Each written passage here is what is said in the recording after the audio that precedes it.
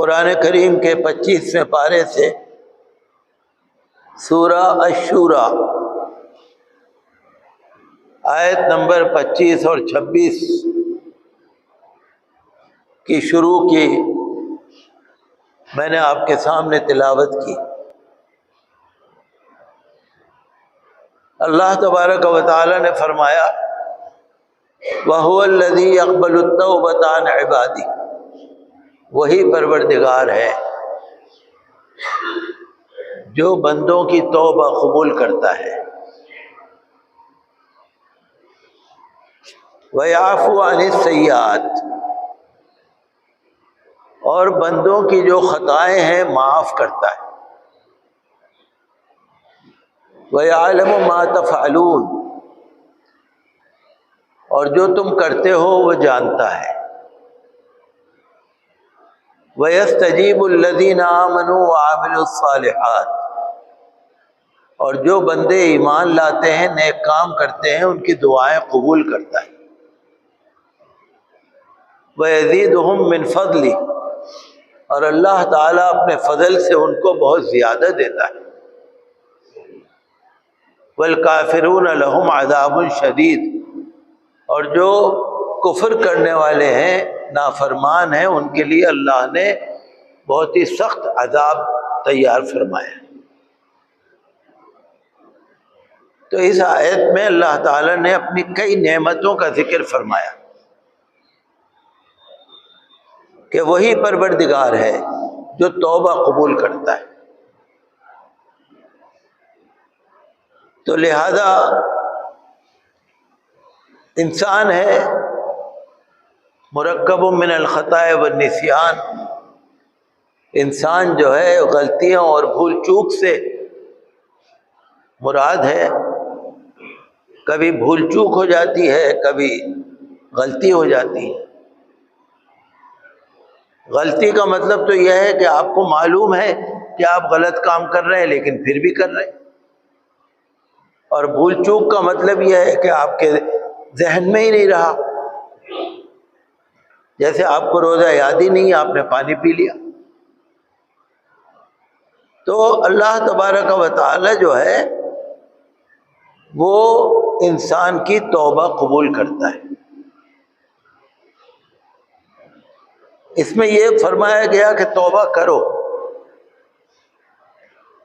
توبہ کرنے کا بہت ثواب ہے، توبہ کرنے کا بہت فائدہ ہے، توبہ کرنے سے گناہ دھل جاتے ہیں، توبہ کرنے سے اللہ تعالیٰ راضی ہو جاتا ہے، اور وہ پروردگار تو ایسا رحیم و کریم ہے کہ آپ لاکھوں دفعہ گناہ کر لو اور لاکھوں دفعہ توبہ کر لو، وہ قبول کر لیتا ہے۔ دنیا میں جو مالک ہوتے ہیں نا، بڑے لوگ ہوتے ہیں، وہ بار بار نہیں معاف کرتے۔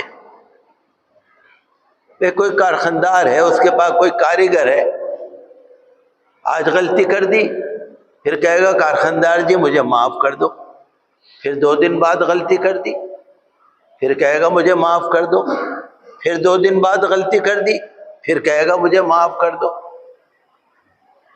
تو انسان جو ہے نا 1-2 ہی دفعہ معاف کرتا ہے، زیادہ نہیں کرتا، لیکن وہ پروردگار ایسا رحیم و کریم ہے کہ آپ اگر کتنی دفعہ آپ گناہ کر لیجئے، کتنے ہی گناہ کر لیجئے، توبہ کر لیجئے، وہ توبہ قبول کر لیتے۔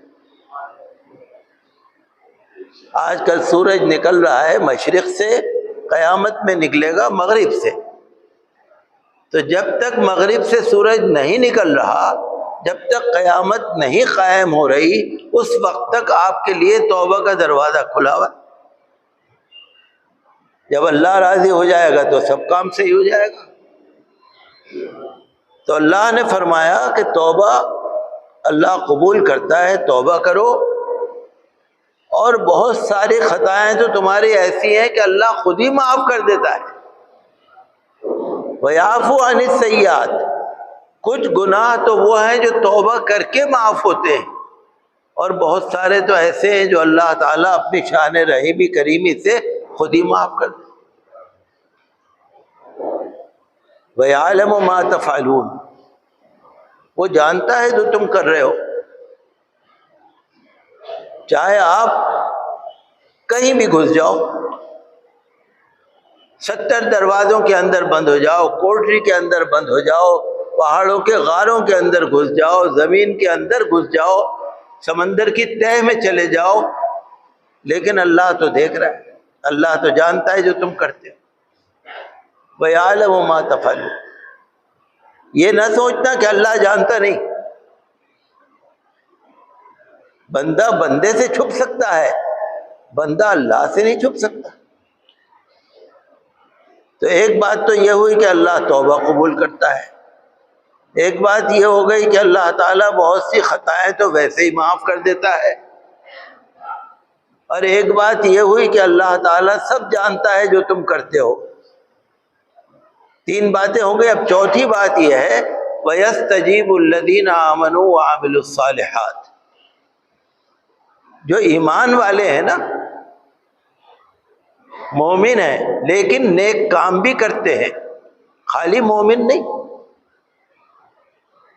اگر آپ نے کلمہ پڑھ لیا لا الہ الا اللہ محمد رسول اللہ صلی اللہ علیہ وسلم، کلمہ پڑھ لیا دل سے، آپ مومن ہو گئے، لیکن نماز بھی پڑھو، رمضان کے روزے بھی رکھو، زکوٰۃ بھی دو، صدقہ خیرات بھی کرو، ماں باپ کا کہنا بھی مانو، جتنی تعلیمات مذہب اسلام کی ہیں سب کو مانو، تو اللہ تعالیٰ تمہاری دعائیں بھی قبول کرے گا۔ وَيَزِيدُهُم مِّن فَضْلِهِ، یہ 5ویں بات ہے، اللہ تعالیٰ اپنے فضل سے زیادہ دے گا۔ ایک ہوتا ہے فضل، ایک ہوتا ہے عدل۔ عدل مانے انصاف، فضل مانے اللہ کا کرم۔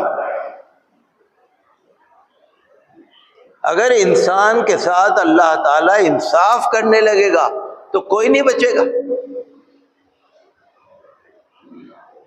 نہ ہمارا وضو اس قابل ہے، نہ ہماری نماز اس قابل ہے، نہ ہماری کوئی اور عبادت اس قابل ہے، ہم تو اوپر سے نیچے تک گناہوں میں لت پت ہیں۔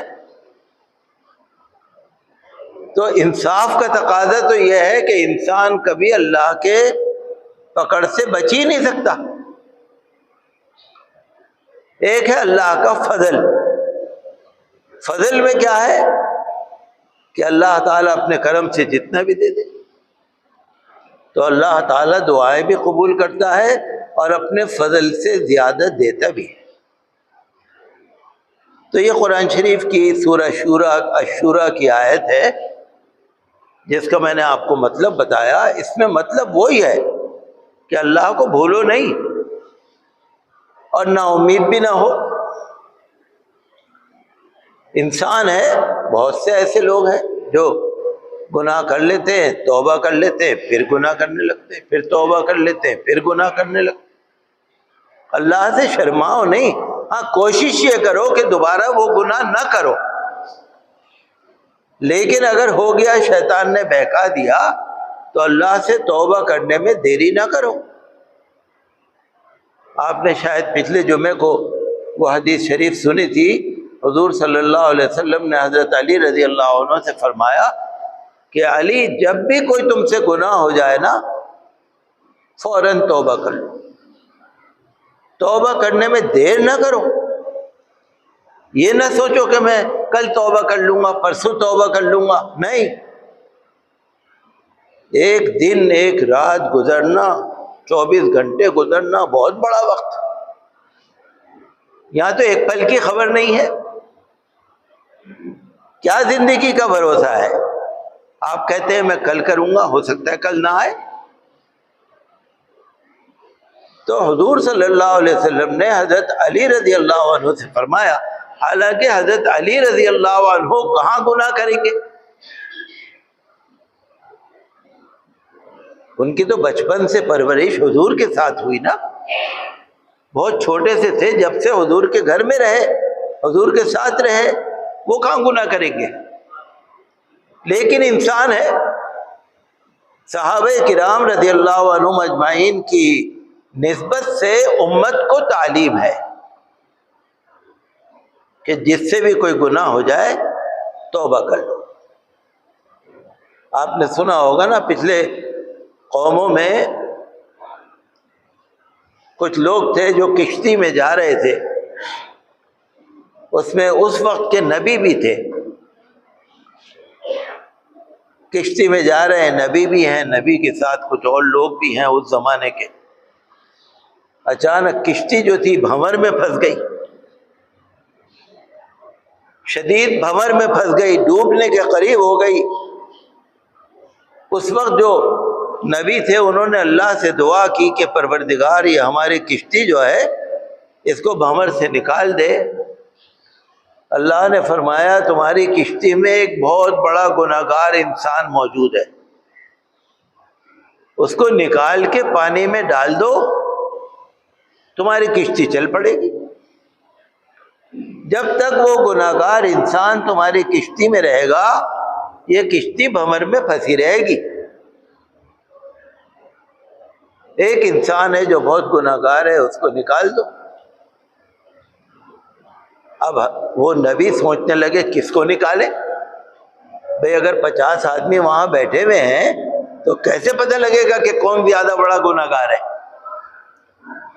اور جو گناہگار تھا اس کے اندر نشیب میں پانی مر رہا تھا، وہ یہ سوچ رہا تھا کہ میں تو گناہ کرتا تھا لیکن آج تو میرے گناہوں کی رسوائی ہو جائے گی، آج تو میرے گناہ سب لوگ دیکھ لیں گے، وہ سمجھ جائیں گے یہ گناہگار انسان ہے۔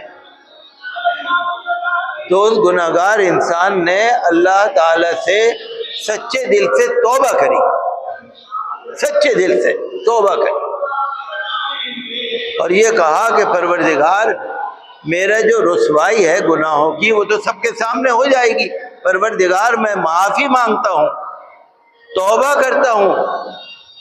اللہ کی بارگاہ میں گڑ گڑایا، توبہ کی اور اللہ تعالی نے اس کی توبہ قبول کر لی اور کشتی چل پڑی۔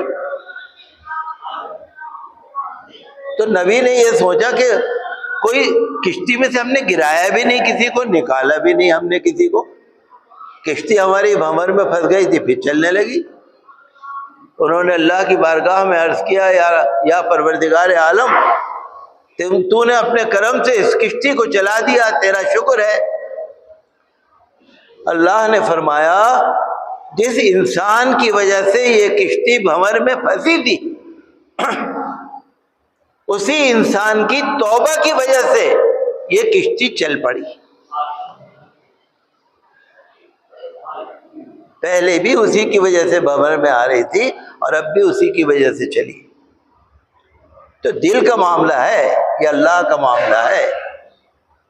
اللہ کا اور ہمارا تعلق جو ہے ڈائریکٹ ہے۔